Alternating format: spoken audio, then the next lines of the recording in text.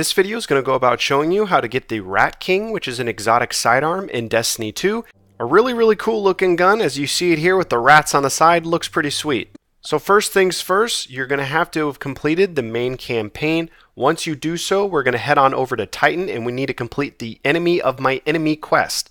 You'll first have to talk to Sloan and she will give you the Enemy of My Enemy quest. Once you talk to her, the first part of the quest line will pop up on your map. Make sure to track it so you know where to go. For the first part of this quest, you will be heading to the control room. We need to figure out what the Fallen are doing. They've been messing with the rig's stability system. So just follow your arrow, top left-hand corner of your radar. That's going to take you exactly where you need to go. On your way to the control center, you will be battling through some Fallen. Not too difficult, not too overwhelming. You are then going to come to a barrier wall. You need to take out the barrier servitor. Once you do so, you will be able to move on. So after taking out that servitor, barrier wall comes down, you will then make your way to the control center. You will see this captain and some Fallen. That is who we're going to be chasing throughout this Enemy of My Enemy quest. Will always be a step behind. So you have to wait. The Fallen are going to bail out of this room. Then you will be able to go over to this monitor right here, bust out your ghost. He will do his thing and he will unlock this control room. Once you enter the room, you need to go over here and you need to let Ghost examine these data tapes. While Ghost is examining these data tapes, there are going to be some hive enemies that spawn. You will have to fight off a couple waves. The first wave is just going to be a ton of thrall. There's going to be a couple groups of them that spawn around the room, so just make sure you're not glued down sights too long. You're popping in and out and taking a look at your radar. And then for the second wave, you're going to have Acolytes and you're also going to have Cursed Thrall. Be very careful because the Cursed Thrall can get you killed very quickly if you're not paying attention. After you hold off those two waves, Ghost will then unlock the door. We got the data. We now need to escape. You're going to have a ton of Acolytes that spawn in this previous little control center room that we were in. So there's going to be a bunch of Acolytes, there's going to be some Sword Knights, there's going to be a couple Wizards. You can run past all of this, which you'll see me do here in a second. So if you don't want to spend the time to kill these enemies, then don't. Just run on by, which you'll see me here as I'm about to get overwhelmed by a couple Sword Knights, and I go, you know what? I don't want to deal with that. I'm going to just put the boosties on, get that Usain Bolt going, and run past all these ads. You don't have to run very far. Once you get a good enough distance away and you're almost back outside, the mission will be complete. Once you do so, return back to Sloan, talk to her. She will give you the next part of the Enemy of My Enemy quest. For this next part of the quest, we're going to have to cycle auxiliary terminals. We're going to have to find two. Again, follow your arrow. It's going to lead you where you need to go. You're going to have to end up going to two different places around the Titan map to scan some objects. Once you do so, you are then going to have to locate the reactor console. Again, follow your arrow. It's going to take you exactly where you need to go. You're going to come out to a huge, large open area where you're going to have hive battling Fallen.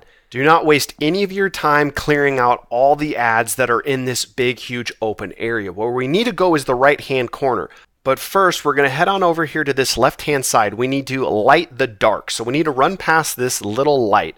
Once we do so, it's going to light up. I don't know why we have to do that, but we do. We then have to go over to this right-hand corner and take out that servitor. We need to take him out because there's a little barricade of where we need to go. And you see the sheer amount of ads. You got a spider walker. You got ogres. You got boomers. You got sniper shanks. You don't want to have to deal with any of that. So just wait till you have your super. Once you have your super, make your run. Go up that left-hand side, go past that light that we need to go past, then come over here, use your super to take out this servitor as quickly as possible. The ads are going to be focused on each other, so you shouldn't have too much focus on you, but you might have a little bit. Once you take him out, the barrier wall will come down, and away we go. We can continue on towards the reactor console.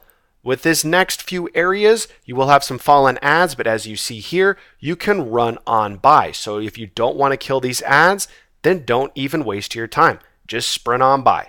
We're going to reach the reactor console, and you're again going to have some hive battling some Fallen. Clear them out. There's only going to be a few of them. Then you will need Ghost to hack down this little force field wall. Behind it, there is a ton of thrall, so get ready and be prepared because they can get overwhelming. Once you clear them out, you will then head over here and scan another object. Then the little force field wall will surround you and you are trapped. While you are trapped, you will see the captain right there as he's running on by with his pals that we saw in the first part of the quest. You'll have to wait for him to leave. Once you do so, then this little barrier wall will come up and the mission will have ended. There he goes right there.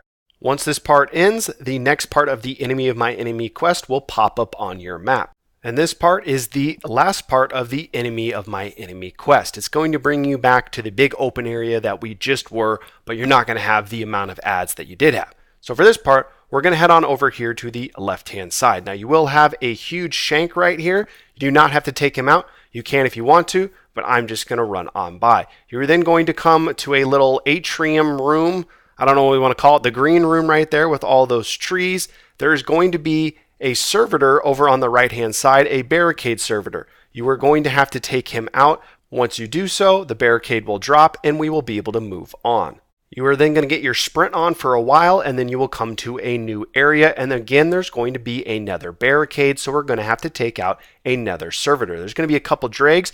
Be careful though. There is a couple sniper shanks. As you see one of them right there. Those guys can get you killed very quickly. There's our barrier wall and there's the servitor that we need to take out. After you make it past that barrier wall, then you're going to come to this more open area. There's going to be a ton of hive fighting a bunch of fallen. You can run past this part if you want to. There is quite a few of them, so I decided to clear it out before making my run. There's also a couple vandal snipers. As you see right there, he's trying to snipe me from up top. They can do a lot of damage, but you can run past this part if you want to. Next, you will come to a hallway with a bunch of fallen traps. If you're new to Destiny, just look for a little trap that's exposed, shoot it, it will explode, and then it will take out the rest that are around it. After you detonate all the little bombs in that hallway, you will then come to another barrier wall and another barrier servitor that you need to take out. You will then get your sprint on again. You're really going to be logging the miles during this last part of the quest. You'll come to this big open area. There's going to be some fallen vandal snipers. Be careful about them. There's also going to be quite a bit of exploder shanks that kind of just fall out of the sky right there. So just be aware of that. Then you'll run into another barrier wall and another barrier servitor that you need to take out. You will then transition to another room where, you guessed it, you're going to have to take out a couple more barrier servitors so you can move on. There's going to be accompanied by a few shanks. Nothing too difficult, nothing too overwhelming. Don't push up. Just stay up on this second tier level where I'm at. None of the shanks will push up on you. They're just going to stay down in that lower area. Just when you thought you were done with the barrier servers, you have the Mac Daddy of them all. I promise, guys, this is the last stupid barrier servitor you're going to have to take out on this mission, and then we will finally get to where we need to go. This fight takes a little bit depending on your power level. He has quite a bit of health. When you transition from his first bar of health to the second bar, you will then have exploder shank spawn out of the ceiling, so just be careful and be aware of that. The second they spawn, guys, get focused on them. You want to take them out. Last thing you want to do is have this boss low and get taken out by a stupid exploder shank. He's then going to teleport back towards the front end of the room. You kind of just flip with him, go to where he was. You're going to do more damage on him. Use your super when you have it on him. You'll be able to do quite a bit of damage. When you transition to his third and last bar of health, you are going to have more exploder shank spawn out of the ceiling near him. Get on them, get them killed so they don't get you killed. That will be the last wave of exploder shanks. There's only 2 waves of them. The room behind me where we took out those 2 servitors, though, if you go back into that room, shanks will respawn in that room. So be aware of that if you do have to fall back that far during the fight with that last servitor. I promise, guys, that was the last one. No more barrier walls. Next, you will have some hive battling some fallen. You can try to make your run past these guys if you want to. I decided not to run past because there's a humongous shank right there. But if you want to, go for it. After you make it past that shank, we are then going to make our way to the reactor, and you're going to see the captain that we've been chasing this entire time battling with a hive knight. For a different ending, you can leave the captain alive if you want to. I killed both of them, but if you want a different little ending with some different dialogue, you can check that out. Either way, it doesn't matter, guys. You're going to get the Rat King quest if you leave him alive or kill him. Just wanted to let you know that you have the option to do both. So once that happens, whatever you do, you are then going to get the reactor, and we're going to get the Rat King's crew, and that's going to start us off towards getting the Rat King.